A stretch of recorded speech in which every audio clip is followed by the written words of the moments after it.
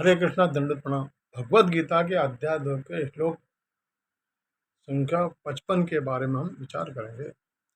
ओम अज्ञानतिमिरान्धस्य ज्ञानाञ्जनशलाकया चक्षुरुन्मीलितं येन तस्मै श्रीगुरुवे नमः। नमो विष्णुपादाय कृष्णप्रेष्ठाय भूतले श्रीमद्भक्तिवेदान्त स्वामिनिति नामने। नमस्ते सरस्वती देवे गौरवाणी प्रचारणे निर्विशेषा शून्यवादी पाश्चात्य देशतारणे।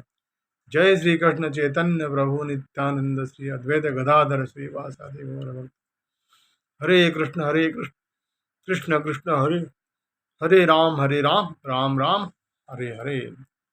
श्लोक संख्या 55 में भगवान कहते, श्री भगवान वाच प्रजहाति यदा कामान सर्वान् पार्थ मनोगतान् आत्मन्येवात्मना तुष्ट स्थित प्रज्ञस्त दोच्यते।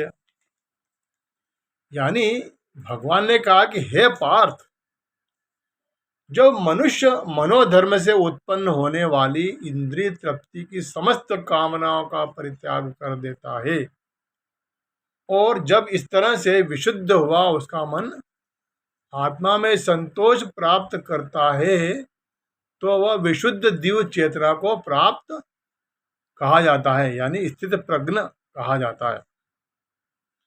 अर्जुन ने इसके पहले श्लोक में बताया था कि स्थित प्रज्ञ किसे कहते हैं। श्रीला प्रभुपाद इसके तात्पर्य में बताते हैं कि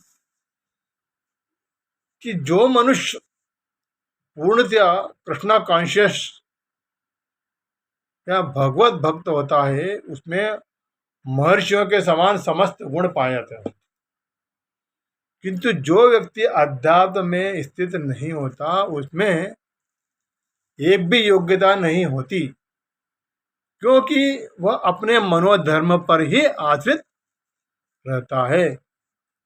फलता यहाँ यह ठीक ही कहा गया है कि व्यक्ति को मनोधर्म द्वारा कल्पित सारी विषय वासना को त्याग करना होता है। कृत्रिम साधन से इनको रोक पाना संभव नहीं, किंतु यदि कोई कृष्ण भावनामृत में लगा हो तो सारी विषय वासनाएं स्वतः बिना किसी प्रयास के दब जाती है। अतः मनुष्य को बिना किसी शिक्षक के कृष्ण कॉन्शियसनेस में लगना होगा, क्यों कि यह भक्ति उसे दिव्य चेतना प्राप्त करने में सहायक होगी। अत्यधिक उन्नत जीवात्मा, जिसे हम महात्मा कहते हैं, अपने आप को परमेश्वर का शाश्वत दास मानकर आत्मसंतुष्ट रहता है। ऐसे आध्यात्मिक पुरुष के पास भौतिकता से उत्पन्न एक भी विषय वासना फटक नहीं सकती। वह अपने को निरंतर भगवान का सेवक मानते हुए सहज रूप से हमेशा प्रसन्न रहता, हमेशा खुश रहता है। अब श्लोक संख्या 56 में कहा गया है, दुखेशु अनुद्विग्न मना सुखेशु विगत स्पृहा वीतराग भय क्रोधा स्थित धीर मुनिरुच्यते। यानी जो तीनों तापों के होने पर भी मन में विचलित नहीं होता अथवा सुख में प्रसन्न नहीं होता और आसक्ति भय तथा क्रोध से मुक्त है, वह स्थिर मन वाला मुनि कहलाता है। मुनि का अर्थ है वह जो शुष्क चिंतन के लिए मन को अनेक प्रकार के से उद्वेलित करे किंतु किसी तथ्य पर न पहुंच सके। कहा जाता है कि प्रत्येक मुनि का अपना दृष्टिकोण होता है और जब तक एक मुनि अन्य मुनि से भिन्न न हो जाए तब तक उसे वास्तविक मुनि नहीं कहा जा सकता। किंतु जिस स्थिति भी मुनि का भगवान ने यहाँ उल्लेख किया है वो सामान्य मुनि से भिन्न है। स्थितो धी मुनि सदैव कृष्ण भावित रहता, क्योंकि वह सारा सृजनात्मक चिंतन पूरा कर चुका होता है, वह प्रशांता निशेष मनोरथांतर कहलाता है, या जिसने शुष्क चिंतन की अवस्था पार कर ली है और इस निष्कर्ष पर पहुंचा है कि भगवान कृष्ण या वासुदेव ही सब कुछ है। वासुदेव सर्वमिति स महात्मा सुदुर्लभ। यह स्थिर चित्त मुनि वाली अवस्था है। ऐसा कृष्ण भावना भावित व्यक्ति तीनों तापों